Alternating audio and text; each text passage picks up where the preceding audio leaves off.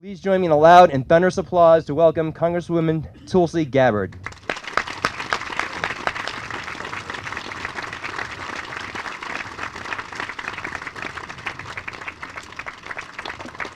Perfect. Thank you very much. Aloha, fellow service members, veterans, families, and leaders from the community. It's wonderful to be here to observe and celebrate Veterans Day with all of you.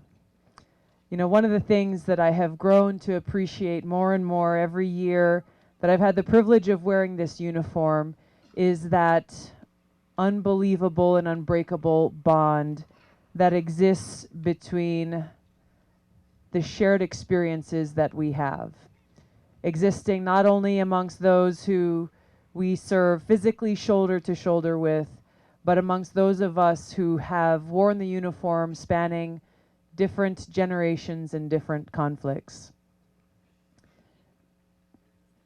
Just last week, I was here marching in the Hilo Veterans Day Parade, and for the second time had the privilege of meeting Lieutenant Walter Hughes, who is here with us today and giving us the opportunity to honor him and thank him for his service. He was a bomber pilot during World War II. I believe you're 94 years old now, is that right? The first time I walked in the Hilo Veterans Day Parade, I met Walter and saw him again last Saturday, and boy, he looked sharp in his dress uniform, the very same dress uniform that he wore back after World War II. It was a privilege to be able to salute you, sir, and to be able to talk about your service and the example that you've set for all of us. It is this connection that I am so grateful for, that someone in my shoes could connect even for a moment with you. This is the first uniform that I got as an officer. I am hoping to follow in your example and stay in shape and not allow the years to get to me, as you have done so successfully. I also had a chance to visit with veterans from the Hawaii Island Veterans Court, as well as Judge Nishimura, right? Judge Nakamura, sorry, who is leading that program. And you know, I'd never met these guys before. They appeared to be mostly post 9/11 veterans, but immediately there was a connection there. And a few of them said, "Oh, Tulsi, forget the Congresswoman stuff." They said, "Tulsi, I've really wanted to meet you for a while." And we had a chance to talk story for a few minutes. And even though our lives had taken different paths, they were there and we were brothers and sisters in arms. Yesterday, I spent some time with my congressional staff at the U.S. Vets facility in Honolulu, where they house homeless veterans. They provide temporary transitional housing as well as permanent housing for veterans from all different generations, and had a chance to visit with some of those veterans and hear their stories there as well. I met a gentleman named Mr. Ego, who served during World War II and is one of the Nisei veterans who served alongside people like Senator Daniel K. Inouye. We were opening a memorial display at the Honolulu International Airport. If you walk through the Inter-Island Terminal, keep an eye out for it, because it's a very special memorial telling the story of our Nisei veterans as the attack on Pearl Harbor happened and what proceeded the years following. But when I met him, we shared a moment, and he told me something that I'll never forget. He shared how proud he is of the service that I am doing my best to provide for Hawaii and our country. And he said, "Tulsi, this is what we fought for in World War II. This is why you make me proud." That connection is something that is hard to describe, but is what is so special about this brotherhood that we share. Lastly, I'd like to share just a few words about one of your own Hawaii Island veterans, Vietnam veteran Roy Hall. I don't know if Edie is here today, but I know that some friends of theirs are here. I had not met Roy or Edie until relatively recently. I met Edie, but I was in Washington, and this was last month, I believe, when I got a call from a mutual friend saying, you know, Roy has been going through some challenges. He's very sick and he doesn't have much longer to live. It'd mean a lot if you gave him a call.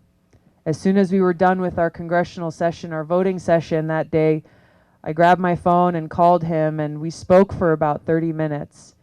I could tell through his voice that he didn't have much longer among us, but the words that he shared were powerful.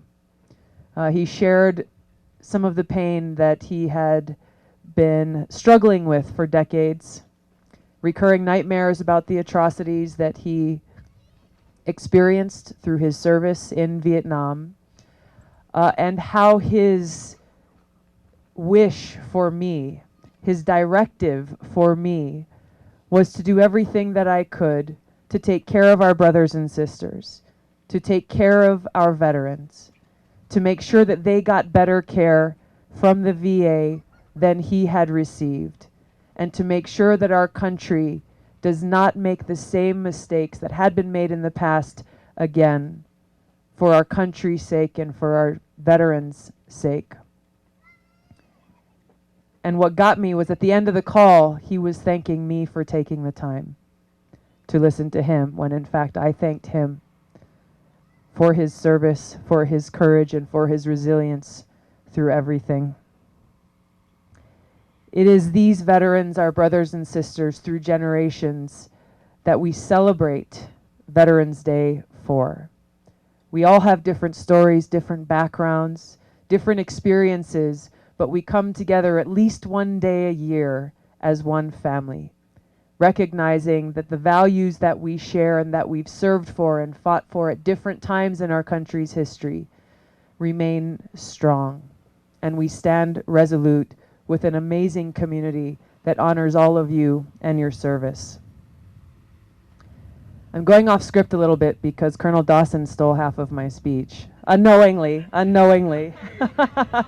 I was going to get into the history of Veterans Day, but he covered that, so I won't repeat it. I'll do push-ups, man.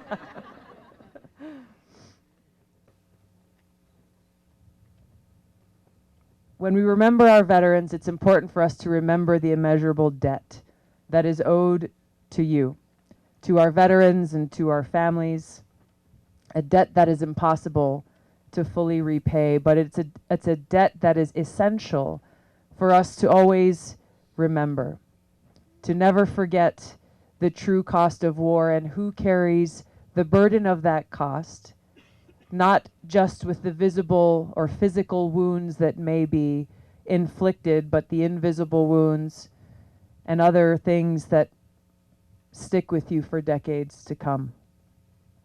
As veterans and as service members, as warriors, it is our job to salute the flag, to always place the mission first, to never accept defeat, to never quit, and to never leave a fallen comrade. Never. Whether it's over there or it's over here. As brothers and sisters, no matter where we are, we close ranks around each other, and as a community and as a country, it is essential that we do the same. These warrior ethos for us that have been ingrained in our very being never leave us, even after the uniform is laid down. The great contributions that you've made and that others continue to make and future generations will continue to make create a great responsibility for our nation's leaders to honor your service and sacrifice through the decisions that they make, both with our country's policies and with how you are honored. Making sure that our troops are not sent into harm's way with missions that are unclear or objectives that are unknown or objectives that don't best serve our country's national interest. Unfortunately, at this time in our country, unlike previous generations, we have far fewer people who have ever worn the uniform, who have ever experienced in a first-hand perspective what it means to serve, what it means to make that commitment, to sacrifice everything if need be. But whether they've experienced firsthand what it means to serve in war or in conflict, or not, it's important that all understand that our troops and veterans' willingness to sacrifice everything cannot be taken lightly. It must be honored. As we've just finished another election, I think it's appropriate for us to acknowledge that elections come and go, and the results of these elections matter, but there are some things that should never change, no matter what those outcomes are.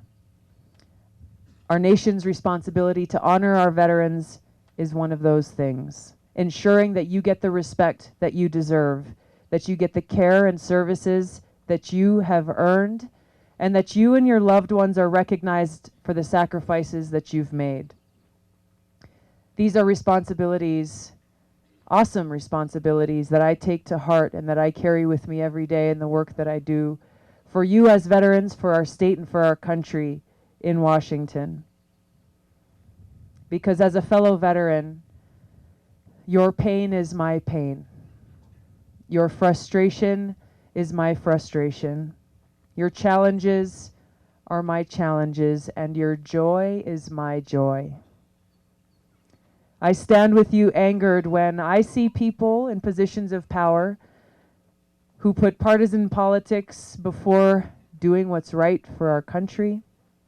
When we hear leaders debating about whether or not to put quote-unquote boots on the ground, oftentimes using the term lightly without considering whose feet wear those boots, or even knowing what boots on the ground even means.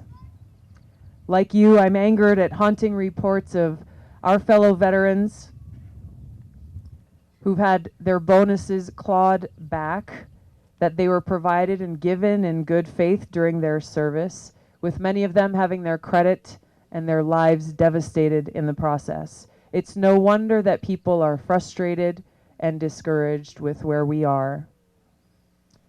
We face many challenges now, and we have challenges that lie ahead of us. There's no disagreeing on that.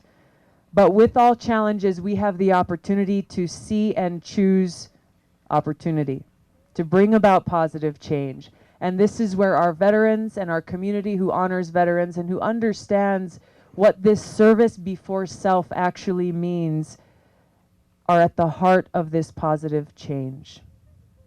I'm proud to serve in the Hawaii Army National Guard and proud to have deployed with our 29th Brigade Combat Team on 2 deployments, and to have served alongside so many quiet but courageous and honorable heroes, experiencing firsthand the depth and selflessness and commitment that our troops possess, not only for our country, but for each other. And that's where that unbreakable bond that I spoke of exists, that spans generations. We could not be the great country that we are today without your service and all that you've sacrificed. And that's why on this day, and on every day, we honor and pay tribute to all of our veterans, regardless of when or where you've served, because it's for the sacrifice and dedication of our nation's 23 million veterans and over 2 million service members who are still actively serving, both here at home and in places all around the world. Mahalo for your service. Know that your selflessness, your dedication, and your commitment will never be forgotten.